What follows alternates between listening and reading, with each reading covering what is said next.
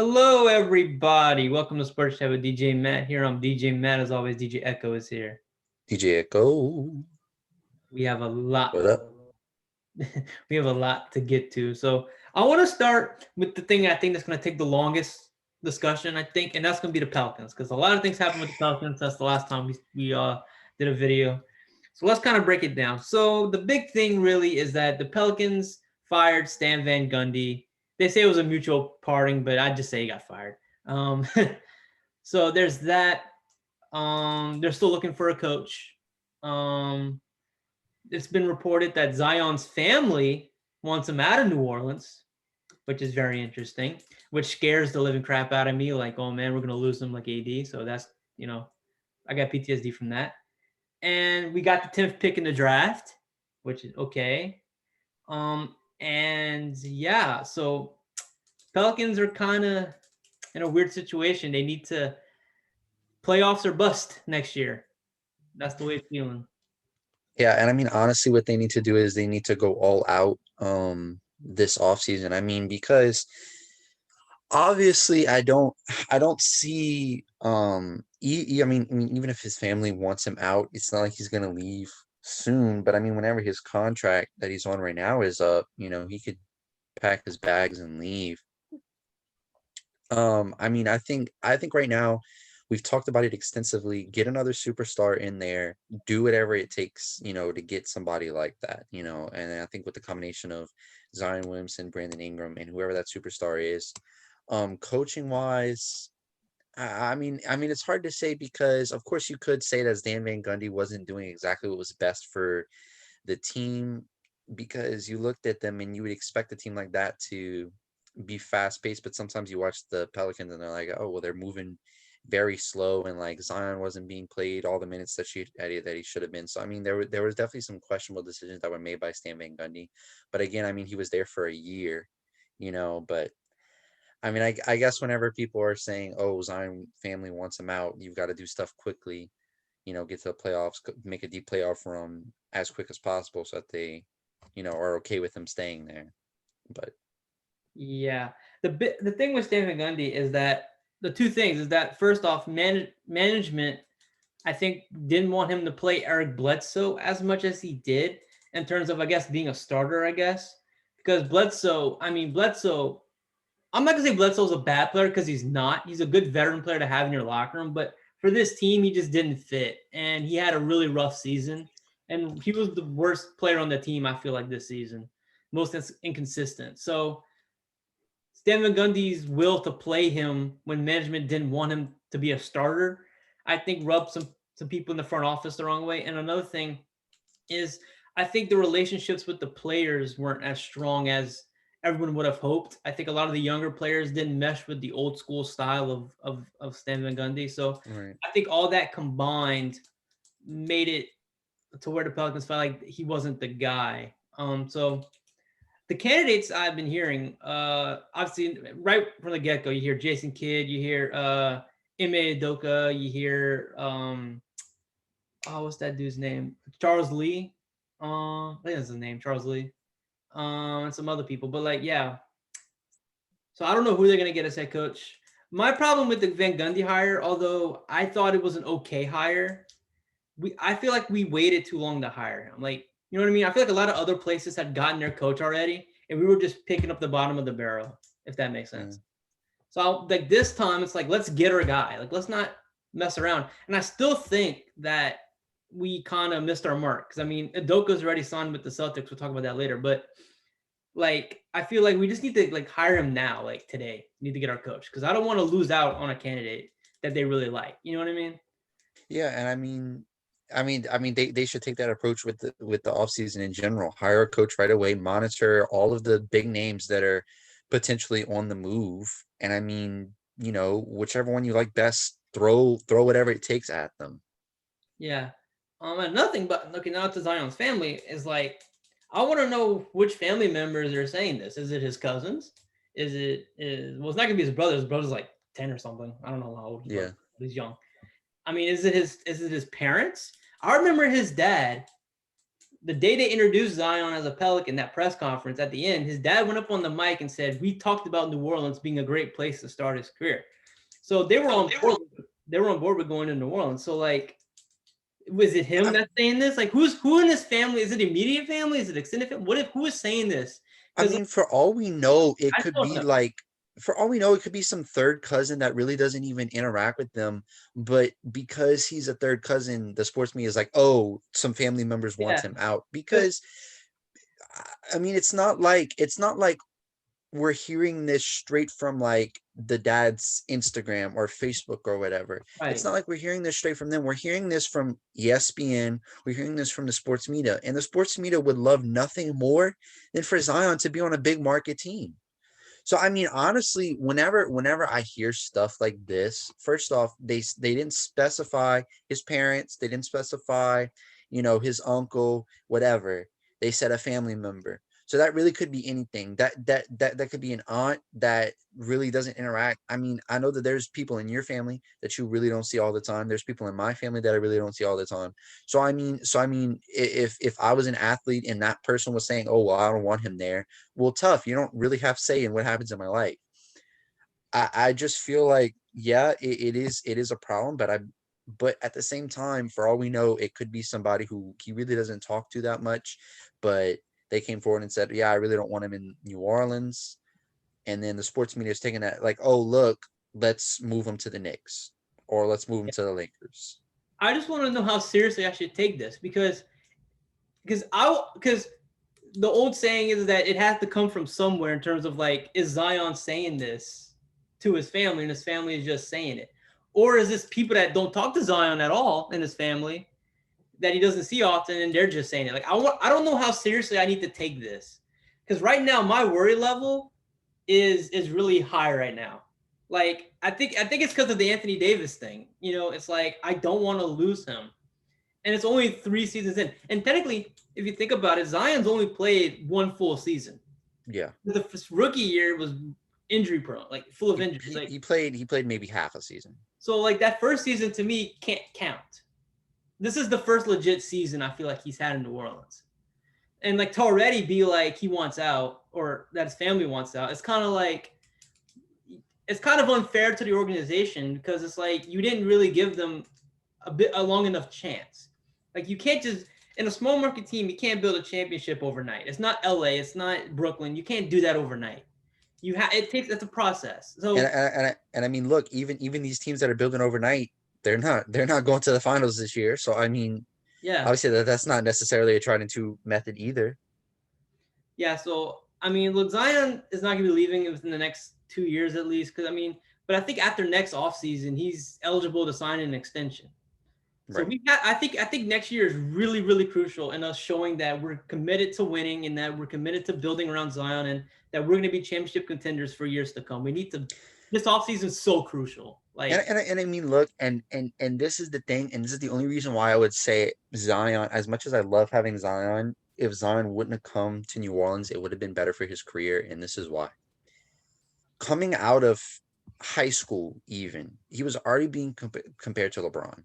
People saying, "Oh, he's the biggest thing since LeBron to come out of high school." When LeBron was, just starting in the league, he was taking the Cavs deep in playoff runs.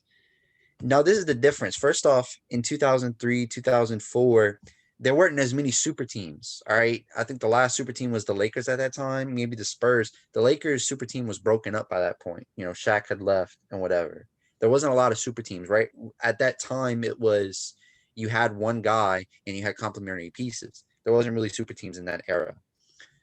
Plus, he was in the East, which at that time was weak as God knows what. So it was easy for him to make deep playoff runs, take them to the finals. People are always like, "Oh, look at these teams that LeBron took to the finals." It's like, yeah, he played in the East where there were like no good teams.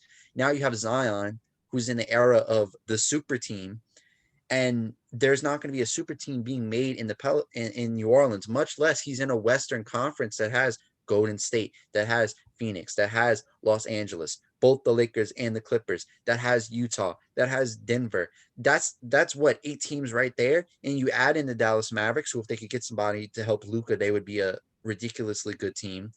there's no way that you're making a deep playoff run. You would have to surprise people. And on top of that, it's like as much as I love having Zion in New Orleans, if Zion would be in a place where free agents would want to go, it would probably be better for his career. Now, saying that, play with the hand that you've been dealt. You've been dealt to New Orleans, so you're here. You are a big name right now. You should be able to use some of that star power to say, "Hey, come to New Orleans." Don't complain, "Oh, we don't have a good team." You don't like the team that you have? Start carrying your weight. You don't like this person? Say, "Hey, use this person, and this person to deal for Damian Lillard." Is it going to happen? Probably not. But if it does, there you go. Yeah. Yeah. I really wonder. I think the organization has to give Zion, and I would say BI to an extent, a good say in what goes on. Because I think you need to keep both of those two happy. Because without those two, you ain't got nothing. So let's move on to Dame, because that's interesting. So the Blazers fired Terry Stotts after an extended time with the team. A lot of playoff runs, but a lot of first round, second round exits. They made one conference finals, which was the year the Raptors won. They got Right. I think that series went. I think that series went 6 games. I think so, 6 or 7 games against the Warriors. That conference final. I don't remember exactly, I don't remember. but they made the conference finals one time. So Dame has been frustrated with the organization, loyal but frustrated because he wants them to be contenders and they should be contenders. Right. But they just haven't put the right pieces around them, and the organization hasn't given him a lot of say, I feel like, in the organization. So he's kind of, everyone's thinking this offseason he's probably going to request a trade out of Portland, which about time, to be honest. Now, again, back to the Pelicans. Because here's the deal. The two teams with the best draft capital right now are the Thunder and the Pelicans. The Thunder are in no shape to make a run at Dame because they're rebuilding. They're not ready to contend. They're a couple years away from that. Right. You know what I'm saying? The Pelicans, on the other hand, they have Zion, they have BI, they have. I would say they're on the cusp of being able to make runs. So right now, the Pelicans, with the picks they have, and they can give up, a sign and trade for Lonzo or Bledsoe, and Right. maybe I'm throwing Adams, maybe, and whatever. They can make a good run at Dame, a good offer to Portland for Dame, and I hope they do. You'd be a fool not to if you're in New Orleans. So my thing, though, is that I'm hearing that the Pelicans, though, are willing to give up Brandon Ingram for Dame, which I will say I would do, because think about it. Dame is an upgrade from Ingram. So in that aspect, you're still better off than where you were. But my dream theory is to have Dame, Ingram, and Zion together. And here's the reason. Think about the West, right? We talk about big threes all the time. You look in the West, there's not many big threes. Like LA is just AD and LeBron. The Clippers are just Paul George and Kawhi. Utah is Gobert and Mitchell. Phoenix has kind of a big three, but it's not like that. It's not like the big three. You have Chris Paul, Ayton, and Booker. Denver has somewhat of a three, but it's not really. You have Michael Porter Jr., Jokic, and Murray, right? Right. So, and the Warriors have Steph, Clay, and you can maybe throw Draymond in if you want to, but Steph and Clay really, right? So if you think about it, we had Dame, and if we can keep BI and we have Zion, we have the big three in the West. We have the best. You know what I'm saying? Yeah, and I don't see. I guess if like we're dead set on Dame and they say if you don't give us BI, we're not going to give you Dame. I would guess at that point I would be okay with it. But honestly, like BI serves such a great role on the Pelicans because you have Zion, you know where he's going into paint. But with BI, he can relatively play anywhere. He can take a three. He can take a mid range. He could drive to the basket. I mean, that's something that you don't see a lot. Where do you see that? Kevin Durant. Kevin Durant was one of those guys who can really relatively shoot anywhere. Yeah.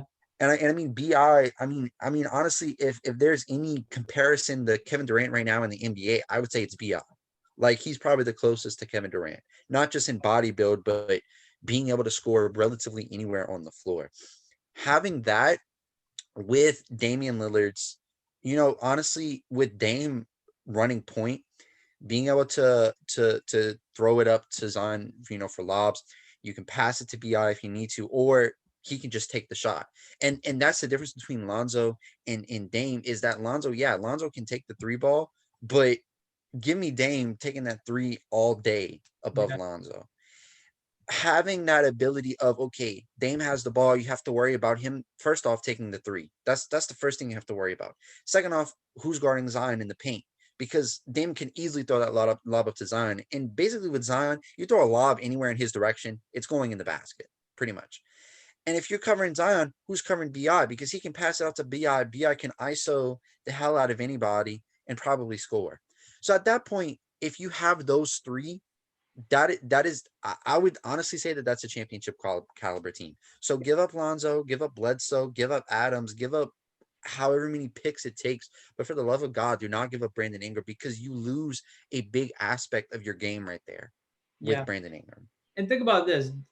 Zion is not a shooter. So when it comes to the crunch time and the clutch time, BI is having to close games out, right?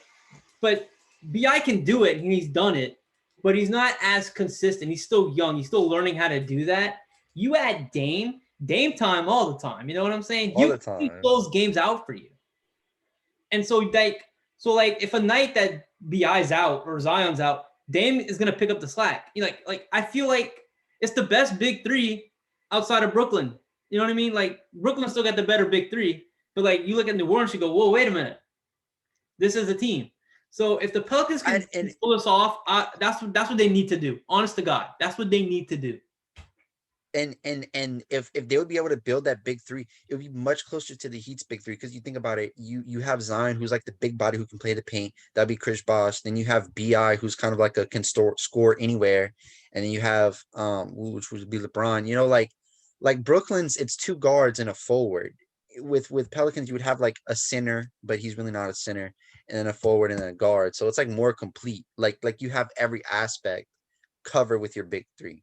So I mean, I would feel better having that, you know. And the spacing on the floor would be great because you got to guard Dame, you got to guard Bi, and then Zion's gonna have the paint. The lane's gonna be open. So Yeah, like I said. So in theory, it this would be a big three. Like this would be great. right.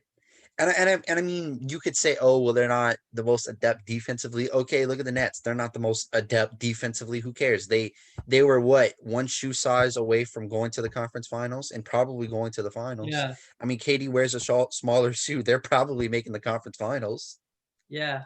Defense is in basketball. I don't say defense really wins championships because look at the game last night against the Suns and the Clippers. The Clippers early in that game were making shots. The Suns were just not making their shots. Like that was the difference. Like the Suns were playing as good as defense as you can play. Honest to God, like their defense wasn't bad. The Clippers were just making shots. In this era of basketball, that's what it is. Either you make your shots or you miss. If you make more than you miss, you're gonna win. That's how it is. So you add Dame, a guy that probably can lead the league in scoring. I mean, he can get you 30 a night. Zion can get you 25 plus. Bi can get you 25 plus. The scoring is going to be there. They just have to build their depth on the bench because I think you throw everything at Portland except for Bi and Zion, and whatever you're left with, you just build around that and move on. And I mean, with the draft capital that they have, and look, they're not going to give up Kyra. They're not going to give up Jackson Hayes. Like they have Nikhil, so probably they're going to have those guys already. Plus the draft capital that you have, you can take some of that for later. If you say, okay, we have Dame, we don't need all this draft capital. Let's use the draft capital, trade it to teams who are rebuilding, get maybe not a superstar, but a good role player. You look at a place like the Kings or, these teams that aren't consistently making the playoffs. You're saying, okay, well, they're probably going to rebuild. Look at a place like the Thunder. Of course, they want all the draft capital. So say, hey, we want your role guy. Here's some more draft capital. If we are committed to it, look, if we get Dame, we have to be committed to the here and now, because Dame is not going to come to New Orleans for a rebuild. He's going to come because he says, hey, I think that we can win a championship. Let's do it. So you take all this draft capital that we have, you trade that in for players, good role players. You keep your young guys, Kyra, Nikhil, Jackson, and I think you're ready to go. I think you're ready for the season, and I think you're ready to make a deep run, honestly. Yeah, I mean, the only thing I will say that could hinder this whole thing is how much is Dame going to dictate where he goes? Because he has 3 years or so left on his deal that he signed. Is Portland gonna listen to where he wants to be traded? I'm hearing like obviously the Lakers. I'm hearing the Warriors. I think I saw the Jazz. And I don't see Dame I don't know how much he's wanting gonna to go.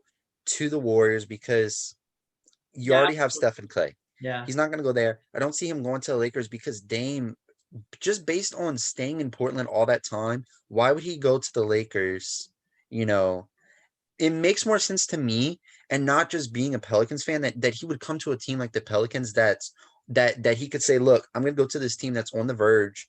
I mean, hell, I could see him going to Dallas. Like I could see him going to a team like that you could say is maybe one piece away. Not necessarily a superstar piece away, but one piece away. I yeah. could see him going to a team like that. I don't see him going to a team that already is established, or even a super team. I don't see him doing something like that. Think about it. If he goes to the Lakers and Lakers win a championship, everyone's going to be like, well, you joined LeBron and AD. Like, that's, you kind of stack the deck. You go to New Orleans, it's not a sure thing. I mean, it seems like a sure thing, but it's not. You go to New Orleans, it's like it's a small market team, a team that hasn't been past the conference finals before. It's like, I think he gets more respect if he wins in New Orleans. Yeah, honestly. And then for his legacy, that'd be pretty cool. Like, I'm just imagining him in that Pelicans jersey. Oh my God, I would crop that. Dame does not strike me as the kind of person who's gonna, because I'm not saying he's come out in diss super teams, but like just the fact that he stayed on Portland, and said, no, I'm sticking up with Portland. That just shows me that, hey, he doesn't seem like the type of guy who would throw everything away just to win a chip. Yeah. So, and I mean, we're not even accounting the fact that there's a good chance that Dame doesn't even leave Portland. I mean, honestly, I think the most likely scenario is that he stays on Portland. Honestly. So then after that, Bradley Beal. I mean, people are talking about Russell Westbrook leaving. I mean, first off, poor guy. I mean, he's bouncing from team to team. I don't see that happening though. But if Russ leaves, I don't see why they keep Bradley Beal. I don't know. Just please go after a guy who can make his own shot. Go after a guard, because really, look, I love Lonzo, but I really think that that's what we're missing. I really think we're missing a good guard. Go after a good guard who can create his own shot. Honestly. Yeah. Instant offense. I mean, instant offense. Now the Blazers did hire Chauncey Billups to be the new head coach, so I'm happy for Chauncey. He's a Clippers assistant right now, but he's going to be the coach next year. So I think that's honestly not a bad hire. It's a pretty good hire. Yeah. Let's move on. We can spin on the Pelicans all day, but let's move on.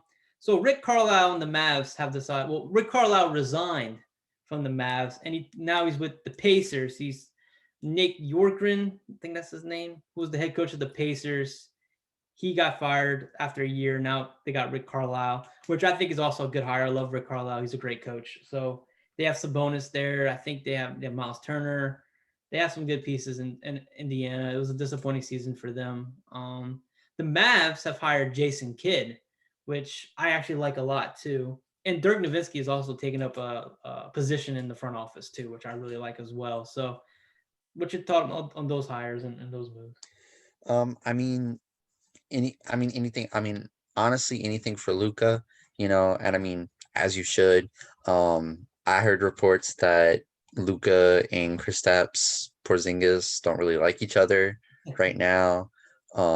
So I mean, honestly, right now, if I'm Dallas, I'm going for anybody that Luca would want to play with. I mean, honestly, anybody that you can get in there that you think will better the team, because you look at this year in the playoffs, Luca almost single-handedly took down the Clippers.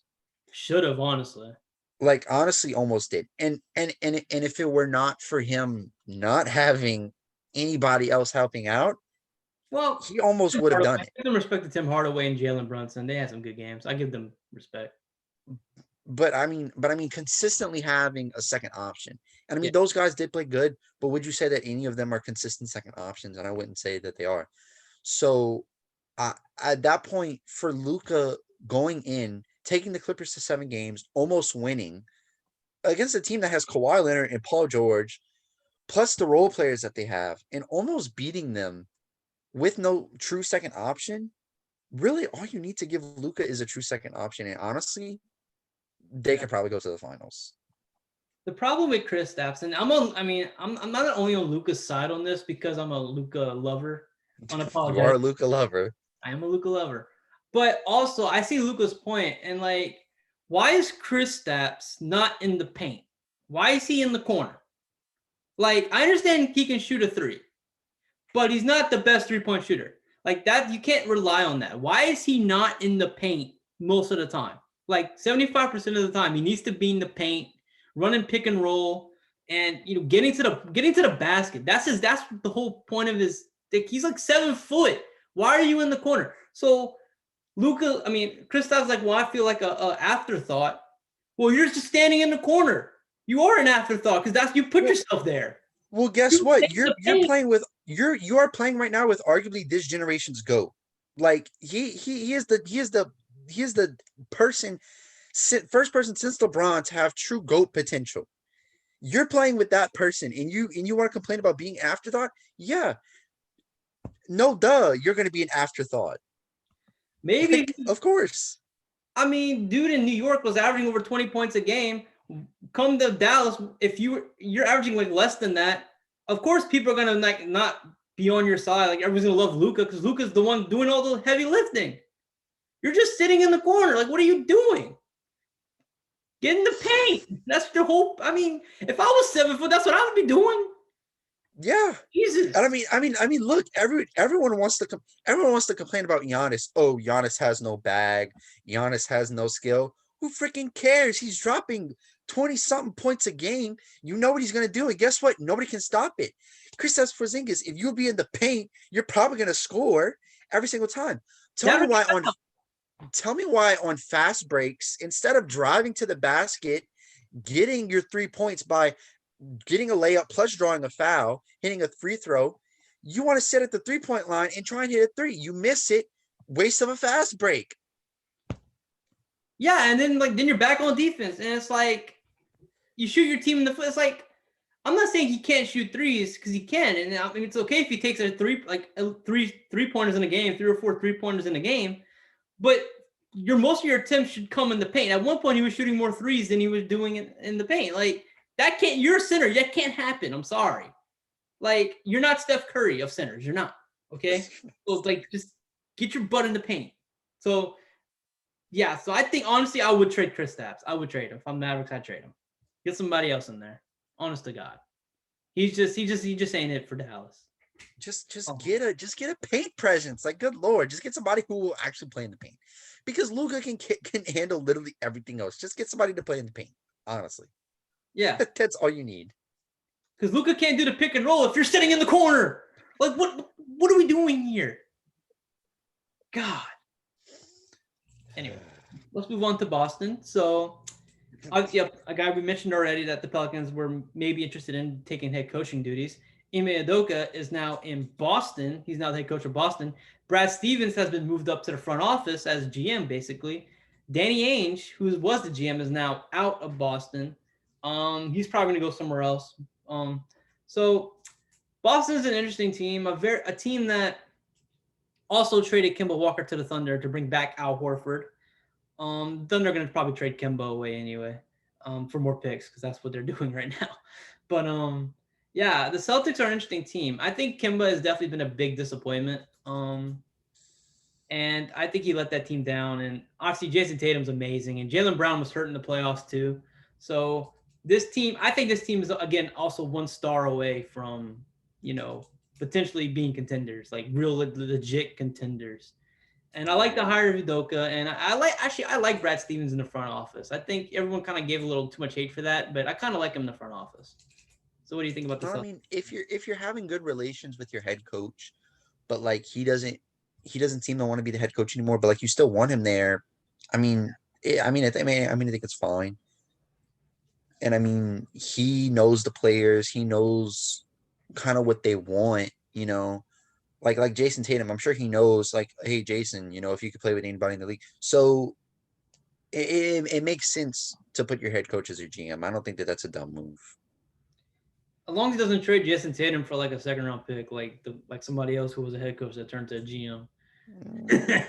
I mean, I don't think that would happen. I think all of Boston would burn down if that happened. I give Brad Stevens more credit than I give Bill O'Brien already. I mean, honestly, I give myself more credit than I give Bill O'Brien. Like, come on, I wouldn't even trade DeAndre Hopkins, but if I would make sure I have 2 first-round picks at least. Jeez. But thank you, Bill O'Brien, for trading him to Arizona. Thank you. Yeah. So yeah, Boston's the team that's kind of just been left out because of Brooklyn's emergence and obviously Philly and Milwaukee.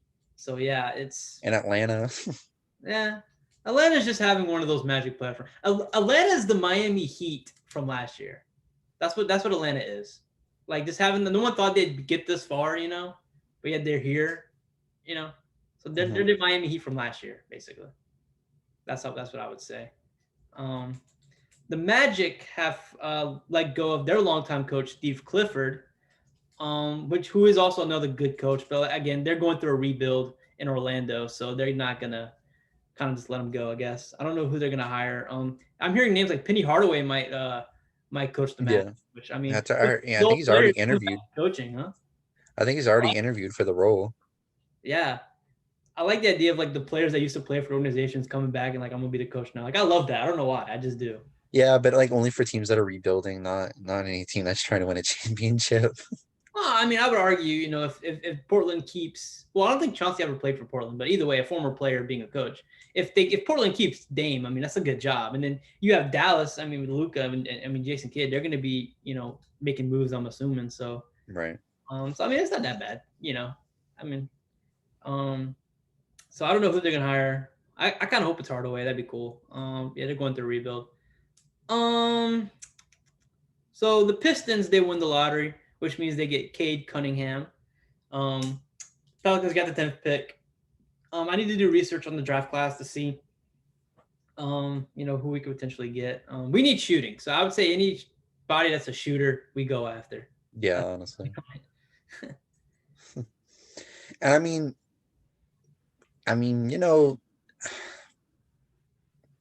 that pick could potentially be traded, in a package for Damian Lillard. So I mean, you never know. I mean, and I've already heard reports that Detroit may trade that first pick, but I don't know. I don't see that happening. But to be fair, the last time, I know what? they're not trading it. You know why?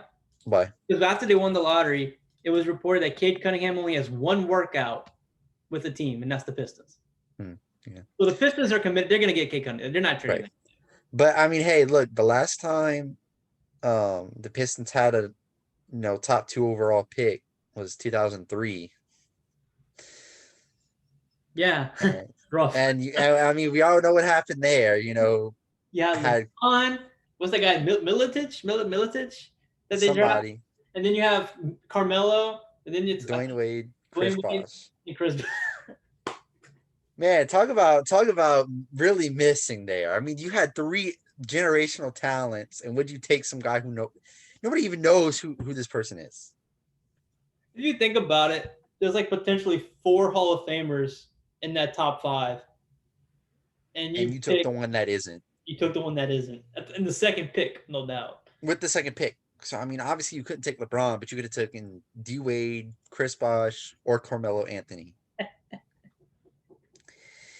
So let's just say the Pistons and top picks don't go well. Don't work out usually. But it seems like the unanimous pick would be Cade Cunningham. So as long as they draft Cade Cunningham, it's like I feel like they're in the clear of like because if Cade Cunningham's a bust, the Pistons can be like, well, everyone thought like whoever was gonna be the number 1 pick, whoever got the number 1 pick was gonna pick him anyway. So they kind of have like built-in deniability, right? Yeah, I mean, I don't think he could be any worse than Anthony Bennett. So Yeah. So let's talk about the playoffs real quick. Let's talk about we need to touch on Ben Simmons real quick before I forget because I didn't write that down. That's okay. Messing up the process himself. I am going to defend Ben Simmons here. I don't know how I'm going to do it, but I feel like I need to defend him because I can't wait to hear this. I cannot wait to hear how you're gonna pull this off. I don't know how I'm going to pull this off. I'm really regretting it. No, okay. So I have said multiple times that his game is not shooting threes, not shooting jump shots. That's not his game, and he's sticking to that. And I respect that, knowing like what your strengths and what your weaknesses are. Although he should work on his weaknesses, but I mean that's whatever. But he plays with his strengths, and I will say passing up an open dunk, I think was definitely an idiotic move. I'm not going to defend that, but all the hate he's getting, I think, is kind of like, I mean, I don't know. I don't know. I just feel like it's unfair. Like, I'm doing a terrible job of defending him, but like I feel like Ben Simmons is still a good player. I just think the hate is just too much. I mean, I understand why people are hating on him, but at the same time, like, just leave. Like, I mean, it's a mental thing. Because think about this: Carson Wentz, right, in Philly, was MVP candidate, right, and all of a sudden, it's like he couldn't play football anymore. Like he forgot how to play. But that's not true. He knows how to play football. It's the mental. It got in his head because they drafted Jalen Hurts and all that. You know, in the city, Philadelphia is an unrelenting sports town. Like they will get on all their athletes. So you have to be tough, mentally tough. Isn't it strange how Carson Wentz kind of goes crazy now? Ben Simmons is kind of going crazy in the same city. Don't you think that says something about the fans and like just the city in general of how they treat their athletes? Instead of like supporting them, they just hate on them. Like it's kind of like maybe you should show a little bit more love and compassion, maybe to your people. You know, maybe they wouldn't be fizzled out in the playoffs. Maybe there's too many haters in Philly. I feel like they're too harsh, and I think that's part of the problem. I mean, I'll agree with you there that, you know, Philly is a tough place to play. I mean, everybody knows people in Philly are crazy. I mean, just look at how they reacted whenever the Eagles won the Super Bowl. But New Orleans would do the same thing. So I wouldn't. I mean, we would, but we didn't. We didn't act like that, but we would. But just look, if you're going to be the guy, right? Because Joel Embiid is too inconsistent, too injury prone, I feel like, to be the guy. So Ben Simmons, you're the guy.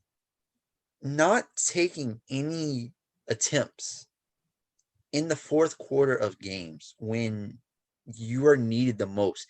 If you are look at across the league, all of the guys, they're the one with the ball in their hands. They're the one taking the shot in the fourth quarter. Ben Simmons on the Philadelphia 76ers is the guy. So therefore, you are the one running the process. All right. You're the one running the process. And yeah, passing the ball right there whenever he had an open layup was an idiotic move. But I think you need to take the shot. Yeah. You don't need to throw it up, but drive to the basket. Do something with the ball. But no attempts, like at all in the fourth quarter of these games. That's inexcusable. Like, and on top of that, like, it's not even that. Look at whenever he was in high school. Look at whenever he was in LSU. And yeah, it was a mental thing. And I respect sticking to your game. But I'll compare you to Giannis because they have similar play styles. They don't shoot. They're not good at free throws. But look at Giannis. Giannis misses a free throw, and he will continue to drive in the paint and draw fouls because that's his game. Playing in the paint, drawing fouls, getting free throws. And he's missing the free throws, who cares? Because guess what? The next time they're on a fast break, he's driving to the basket. He's not going to pass it to Drew or Chris Middleton. He's driving to the paint. You should be doing the same thing. If you believe yourself to be this good of an NBA player, drive to the basket. If you don't think that anybody can stop you, drive to the basket. Stop passing the ball. Stop not taking shots in the fourth quarter. If you want to be the guy in Philadelphia, start acting like it. Because right now you're acting like somebody who should be benched. You shouldn't even be a role player. You should be benched right now the way that you're playing. So Philadelphia needs to figure something out. And yeah, you can defend Ben Simmons all you want. And I agree. That's not his game. People always saying he should be taking threes. That's not his game. But he's not even playing what is quote unquote his game. He's not even playing that right now. And I agree with you. I'm just saying that I think they're too harsh on him though. Like you can criticize your players. I'm not saying you can't criticize them because we're criticizing him right now. I'm not saying you can't do that. But the hate he's getting, I just think like y'all need to just chill out, man. Everyone needs to chill out. Like, okay. And this is where everyone wants to blame the Simmons. This is where I blame the front office. This is where they went wrong. They let go of Jimmy Butler. That's where they went wrong. That's where they messed the process up. That's where they messed up. They let go of Jimmy Butler. They should have kept Jimmy Butler. They should have found a way to keep him. That's where they messed up. there's no Okay. way that Jimmy Butler was going to stay because the problem that the Philadelphia is not basketball, it's culture. Are a mentally weak team, Like and Minnesota. you can't teach that. So the players that you have right now, if they are mentally weak and you want to win it, you're not. You're just not. Jimmy Butler was never going to stay because Jimmy Butler would not want to stay in an environment like that. Which is why he wanted out of Minnesota, which I agree. But if you're Philadelphia, you need a player like Jimmy Butler with that mentality and that dog in him to come. Like the Philadelphia honestly needs to be like the Clippers. Like the Clippers are the most inconsistent team I've ever seen in my life. I mean, but you can't argue that they're fighters and that they will battle it out to the end. Like they're not going to back down from anybody, which is the appeal of them. Like that's what the Philadelphia needs to be, honest to God. Because that's what their fan base is. Think about it. Philadelphia fans in general in all their sports, they're like they're harsh, they're dogs, they battle, you know what I mean? They're a tough fan base. Their team needs to represent that too, if that makes sense. You know what I'm saying? Like the fans are tougher than the team. Like that shouldn't Yeah, happen. yeah, So and I mean, it is a culture problem. I think it is a culture problem. And which is why I like to hire Doc Rivers, like who's from the Clippers. Like that makes sense. Hire Doc Rivers, bring some toughness in there. But it seems like it didn't happen yet. I don't know. But I think they should have found a way to keep Jimmy Butler. I know Jimmy Butler didn't want to stay, but like I just feel like that's where they messed up, honest to God. Um so let's talk Clippers Suns. So the Clippers won last night, much to my chagrin. yeah, But Paul George played a great game, had 41 points. Kawhi Leonard hasn't played one lick of this entire series. Game 6 is going to be tomorrow night. I still got the Suns winning this, but here's the deal: if the Suns are going to win this, Aiden needs to be the man. You know what I'm saying? Aiden didn't have a good game last night, and the Clippers played small ball on him. So you would think if they play small ball that Aiden would feast, but he didn't. That he needs to have 20 plus points. I mean, he can't have a game like he had last night. To me, that's where the difference was. yeah, and I think the Suns will win tonight. Not tonight. The next game. But yeah, surprising that they won, especially without Kawhi. Yeah. Um, I don't know the way that the way that the Suns were playing last night. It's like I don't know if this team gets to the finals, but it's just a game. It's just one game, And the Clippers are a good team, so I'm not surprised that they would still win a game. And No. honestly, I think it's time to retire the Pandemic P nickname. I think it's time to Yeah. retire it. Yeah. Yeah. This playoffs has been pretty good for him.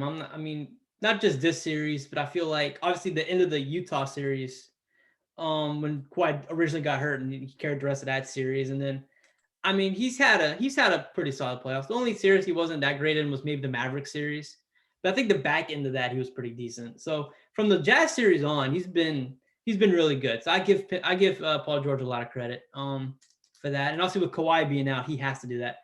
To me, where the game was lost in the first quarter when Marcus Morris was just hitting all those shots on Devin Booker, with the mismatch with the switching. That's where the game was lost for the Suns because Marcus Morris was just hitting all the shots. And then when Boogie Cousins came in and he got 15 points off the bench like that, To me, Yeah. that's where the difference was. And again, Aiden needs to be better in the paint. But I still got the Suns in this series. Me too. So let's get to the Milwaukee Atlanta series. I think Milwaukee's gonna win this series. Trae Young is hobbled. He got tripped over a ref's foot. So he's kind of if he's gonna play tonight, he's gonna be playing hurt. Giannis is having a great series. Middleton is playing great. Drew. This is I want to ask your opinion on this. So Kendrick Perkins, ESPN guy, former player.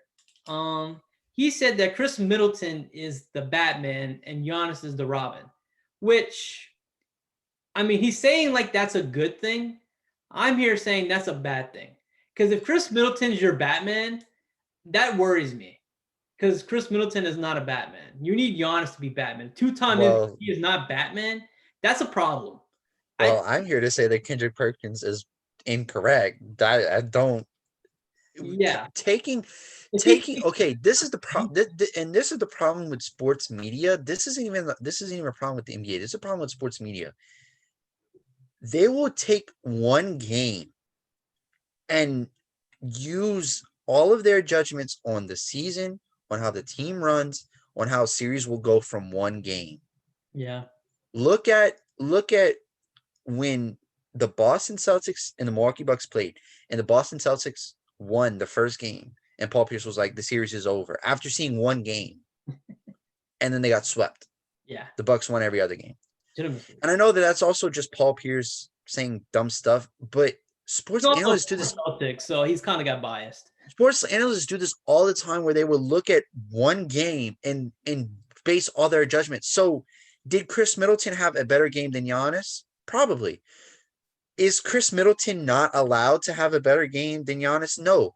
By Chris Middleton having a better game than Giannis, does that mean he's now the guy in Milwaukee? No, Giannis, as long as Giannis is in Milwaukee, he will be the guy. Why? Because Giannis has won MVP twice. Giannis is a guy that can put up ridiculous numbers every night. He's had some of the best plus-minus, best PER in the history of the game. No, Giannis is Batman, no matter what.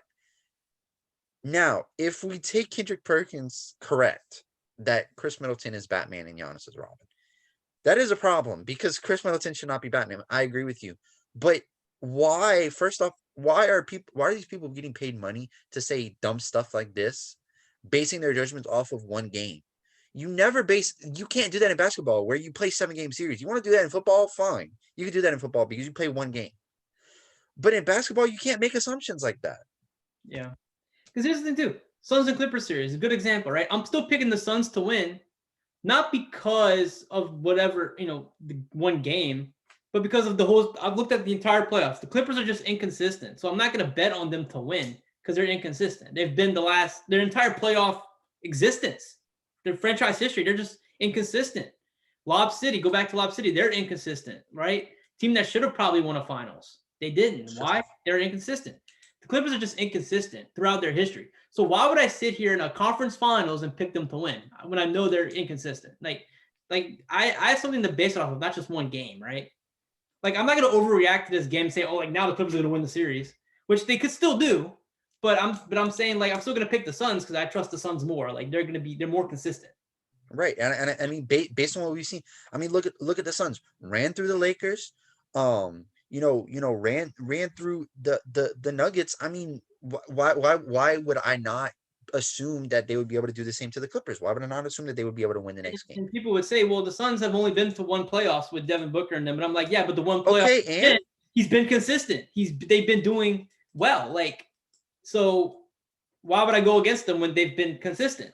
Trae Young has only been to one playoffs, and look what he's doing. But nobody wants to say, oh, well, he's only been to one playoffs. That's why I picked the Hawks. I'm looking at the Hawks and going, well, they've been consistent. Trae Young has been consistent. Milwaukee has been inconsistent through their playoff runs, right? And same thing with Philadelphia. That's why I picked Atlanta against Philly, because like Philadelphia's inconsistent.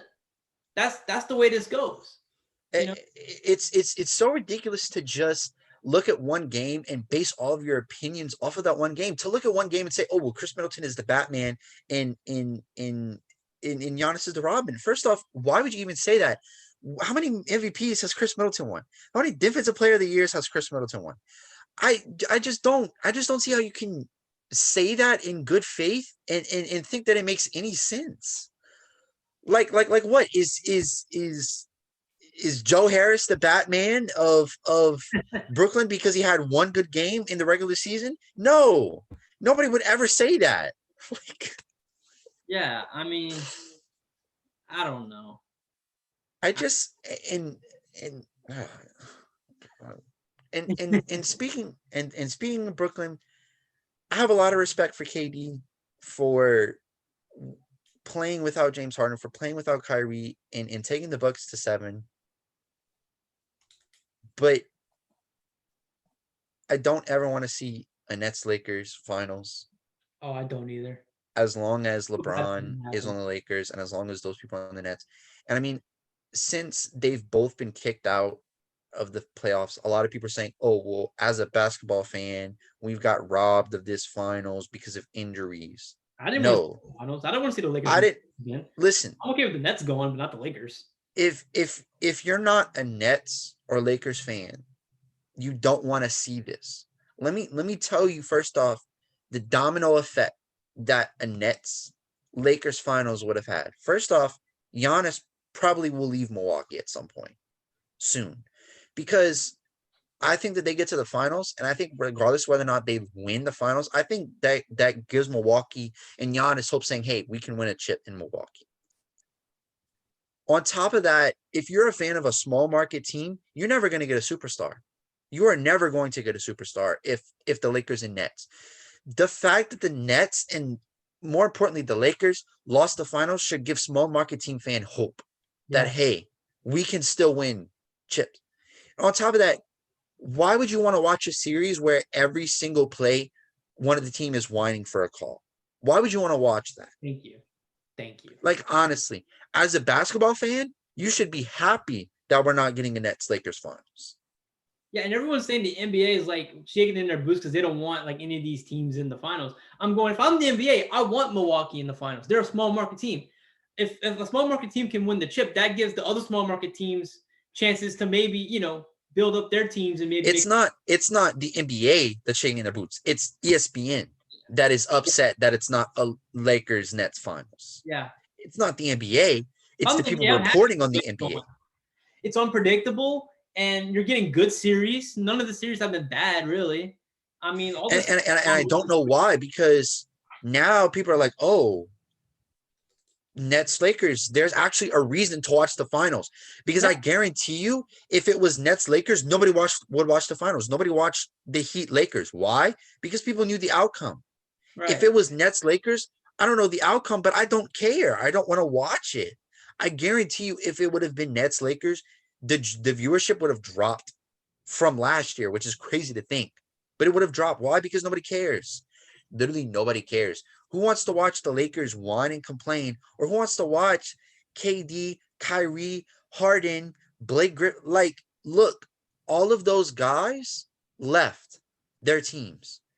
KD left OKC, Kyrie left Boston, Harden left the Rockets, Blake left the Pistons. None of them could be the guy there. So what did they do? They left. They formed a super team. And guess what? They still lost to Giannis. They still lost to Chris Middleton. They still lost to Drew Holiday. So there is hope for the NBA. There is hope. If I'm rooting for Phoenix, not only because I think they're the more likable team, most likable team in the playoffs still, but think about this. Last season, we were talking about Devin Booker wanting out of Phoenix maybe. If the way Phoenix has gone this year, that gives me hope that, okay, Devin Booker's going to stay in Phoenix probably and not go join a super team. You know what I'm saying?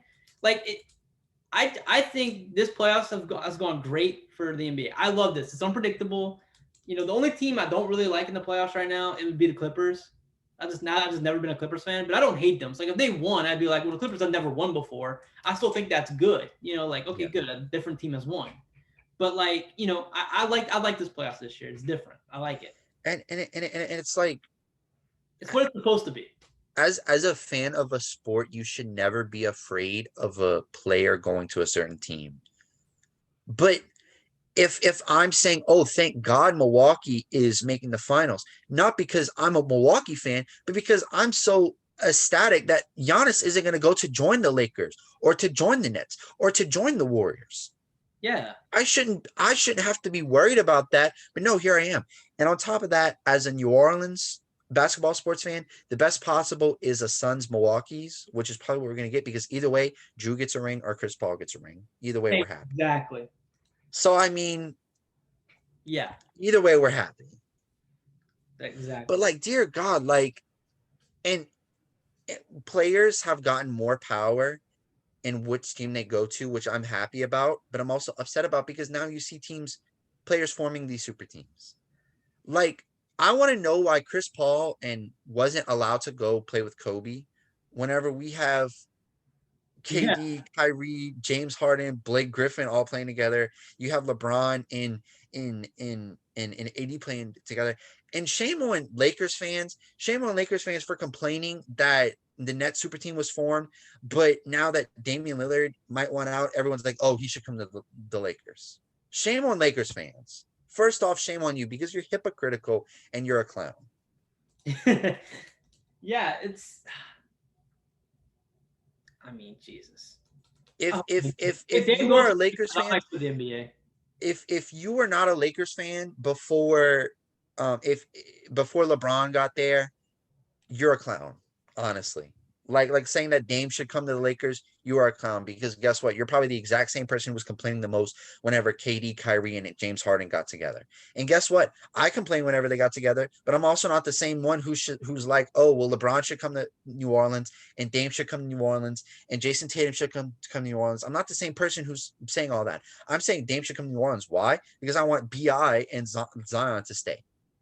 But I'm not the same person who's saying that super teams are good. Guess what? I hated when the Warriors whenever KD went. Why? Because it was very obvious what was happening in the West. If you were a fan of the team in the West, might as well not even watch until the finals. Might as well not even watch the finals either because you knew it was going to be LeBron and the Warriors. 4 years in a row of that matchup. So Second one, I was like, okay, I'm done with this matchup. Like, okay, you know what I mean? literally, if you were a fan of the NBA and you thought that we should have gotten a Lakers Nets finals, clown. You're a clown. Like honestly. And look, listen, I'm saying all these players should come to New Orleans because guess what? New Orleans has never had players like that come play for them. Like, you know what I mean? Like they have, like we've never had any chance of winning, to be honest. Nobody has come to New Orleans. The best Right. people that we've gotten, guess what? We've drafted them. Or traded, but barely traded. Anthony Davis, Chris Paul, Zion Williamson. Guess what all those players have in common? Drafted. We drafted them. And those are the three best players in our league history, in our history. Yeah. And then we traded for Drew and we traded for Boogie, but Boogie backfired because he got hurt. But I just don't see like, oh, well, you're asking for Dame to come. Yeah, guess what? Because when was the last time that we've been to a finals? here's the deal. You want to form a super team? Okay. Do it in a small market.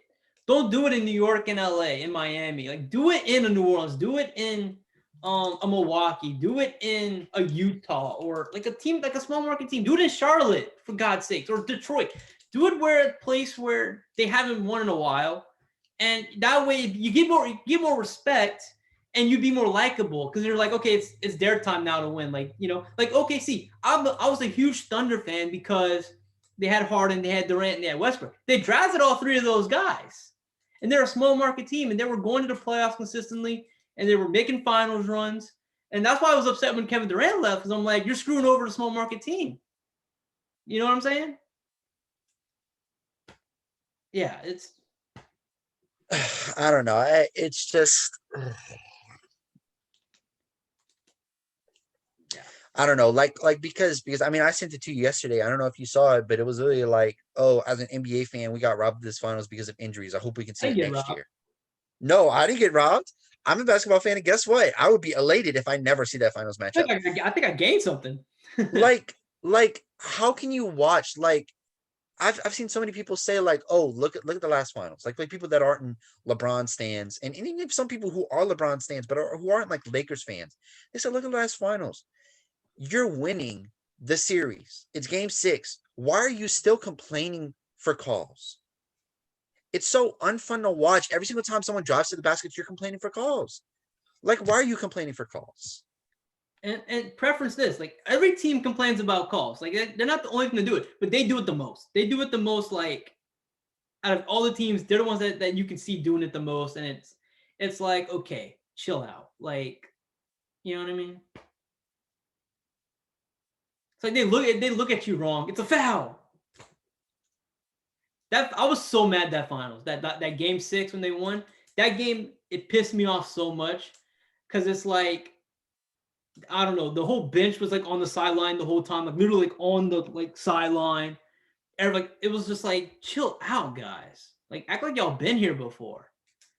Like I just and it made me dislike them even more than I already did. Yeah, I don't know. Like, I just dislike super teams. I dislike the Buccaneers. Why?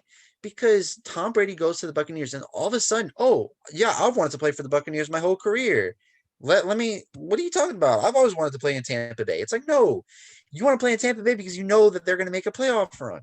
Antonio Brown, Rob Gronkowski, all these running backs. You're like, oh yeah, I've always wanted to play for Tampa Bay. I want to go play for Tampa Bay. No, you want to go play with Tom Brady because you know that he's going to win a ring. And guess what? He did. Yeah.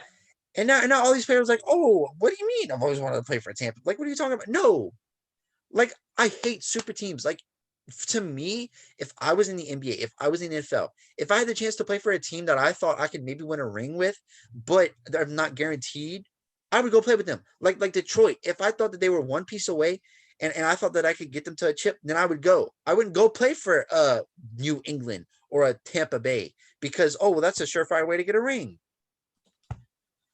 Yeah, I mean, you go to a team that's borderline, like a team like Dallas, right? Even if they don't get rid of Porzingis, let's say it's Luka and Porzingis, Hardaway, Brunt, whatever, and you add a piece, okay, great, because then they're one piece away. Like New Orleans, I think they're one big piece away. Honestly, yeah. So if they got Dame, it's not like, oh, we're creating a super team, although we're creating like a big three type thing, but it's not necessarily a super team. Like we don't have Blake, we don't have Harden, we don't have Kyrie, Durant, Harris. Dinwiddie was out with injury the whole time. I mean, you had DeAndre Jordan, you had, the list goes on of what they have in Brooklyn. And let me ask Lakers fans this: why do you think that Kyle Kuzma and KCP can get you any player in the world? That's what I want to know. First off, this is what I saw. They were saying how like the Lakers fans are saying how like that Kyle Kuzma needs to play in China, or the same fans that are saying we could trade Kyle Kuzma for anybody in the league to get like a first star. up, this is what I want to get. Yeah, you always complain about Kyle Kuzma. You're like, why is Kyle Kuzma in the NBA? He shouldn't be in the NBA. But then all of a sudden, Dame Lillard is we're gonna trade Kyle Kuzma, we're gonna trade KCP, and we're gonna trade 2 picks for Dame Lillard. Weren't you the exact same person who was saying that Kyle Kuzma is the stain of the earth, who should not be an NBA player? Weren't you the exact same player who was saying that? Why should Portland take Kyle Kuzma? I agree with you that Kyle Kuzma is not a good NBA player, but why do you think that Kyle Kuzma and KCP are going to get you Damian Lillard, are going to get you whoever? Like, oh my God. That's what I'm saying. I don't know what the Lakers are going to give up to get Dame. Like Lakers fans, what is in the water in Los Angeles? I want to know, because what can make you in one instance clown on Kyle Kuzma and then the next instance say, oh, well, we're going to trade him for Damian Lillard? Yeah, because Portland wants Kyle Kuzma so bad. You are a clown. You are a clown for saying stuff like this. Like, why is it every single time that a player is upset with the team or is a free agent, oh, he's going to be a Laker? He's going to be a Laker. Spencer Dinwiddie might want out. Oh, he's going to be a Laker. Anybody they want to be in the Lakers. Like, I don't get it. You can't. What is? Are we just going to trade Kyle Kuzma to every single team? Is that what's going to happen? Every team is going to get to pick whenever they want Kyle Kuzma. Oh, we want Kyle Kuzma whenever we play this team, and this team. Like, what? I don't understand fans whenever they look at stuff like that. They're like, yeah, because look, we say Eric Bledsoe is the weakest link of our team. We're not saying, oh, we're going to take Eric Bledsoe and we're just going to give them to Portland and they're going to give us Damian Lillard. No, we understand that we would have to give up Lonzo, Adams, draft capital. We're even thinking about giving up BI. If you have to give up BI, I mean, I'd say do it, honestly. But we're not like, oh, we're just going to give up Eric Bledsoe and a first-round pick for Damian Lillard. Like, if I'm Portland, I would like listen, this would be on the phone. Oh, Eric Bledsoe and a pick, I would laugh and hang up. You can't lead off with Eric Bledsoe. You gotta save him last. It's like, okay, we'll give you Lonzo, we'll give you 3 first-round picks, we'll give you Steven Adams and Eric Bledsoe. And Eric Bledsoe. Oh, okay, we got it. Okay, perfect. So they say we'll give you Eric Bledsoe. Hang up. Hang up. We'll give you Eric. Nope. No offense to Bledsoe. He's a good player, just not New Orleans. But look, we're keeping the same energy. We're saying that Eric Bledsoe is the weakest link of the team, but we're not also saying that all it takes is Eric Bledsoe to get any player in the NBA. If you're going to say that Kyle Kuzma is the weakest link of your team, then don't try and act like he could get any player in the NBA. Yeah, that's not how that works. Like, you want to send them off to China, but no, we're going to use them to get Dame. Okay. All right. Live in your fantasy. Go ahead. In which Kuzma's not going to China, by the way. He's going to go. I think they do need to move him, though. I think Kuzma does need to go.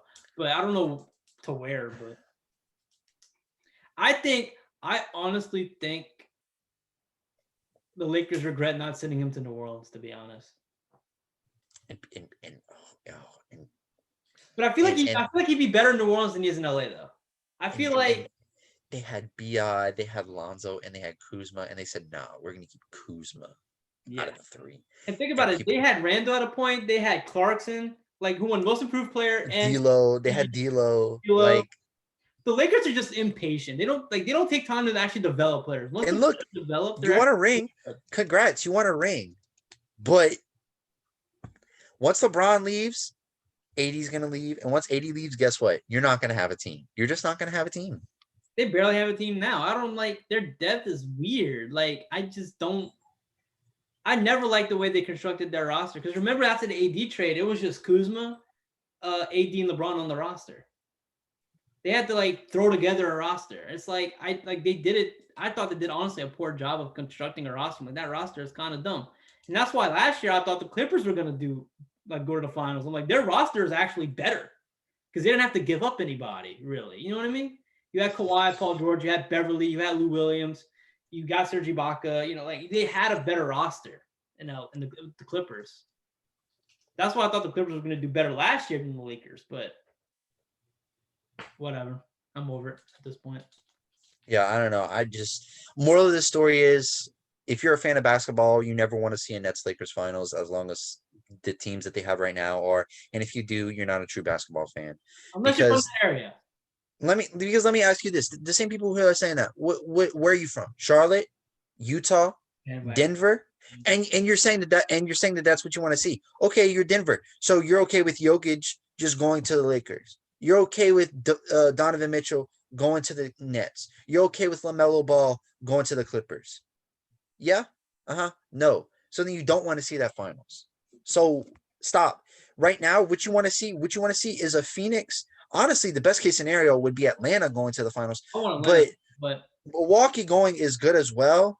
And honestly, the Suns going too. You see either of those teams winning the finals, and guess what? If you're a fan of a small market team, you won. You won this season. I feel like we already won. To be honest, because like outside of the Clippers, I mean, everyone else, it's like they're small market teams, and like it's. I mean. Like this year, this is a win for basketball. And sports analysts and fans from Brooklyn and Los Angeles will try to tell you, this has been a win for basketball. This season has been a win for basketball. This is the first time since the Spurs won a chip because Toronto, I feel like was a fluke season. I don't want to call it a fluke. I think they deserved it, but it was a one in the bucket. Since the Spurs have been winning, this is the first time that as a small market fan. This is the first time that we as basketball fans win. This is the first time. So regardless of whether or not you're a Phoenix fan, a Milwaukee fan, an Atlanta fan, a Clippers fan, you won this year. You won. And that's the moral of the story. Yeah. Yeah. So on that note, I think we'll end it. I think that's a good place to end. Good rant. God, yeah, no, it is what it is. We're not talking about the fans that are from that area and that have rooted for that team their whole life. I'm not, No, and I'll admit it. Whenever D'Lo was on the Nets, I loved that team. I love watching that team. I did too. I love that. Whenever Kobe was listen, if you were a fan of the Lakers from the period whenever Kobe retired to whenever LeBron joined, I don't care because if you were a fan of that team. That god awful team, then fine. You could be happy. You could be upset that the Lakers didn't make the finals this year. But what I'm saying is if you started being a fan of the Lakers after LeBron joined, shut up. I don't want to hear anything that you have to say. Honestly, I don't. I'm a Lakers fan. I am a Lakers fan, by the way. Like I've been rooting for the Lakers ever since I was a little kid. Because I mean, I grew up playing basketball at school. We would say like, who's being the Lakers, and we always be fighting who would be the Lakers, right? So I've been a fan since the Kobe era, and I've always rooted for them throughout. But this team I just hate this team. I don't know why. Like once LeBron and them leave, I'm gonna start liking the Lakers again.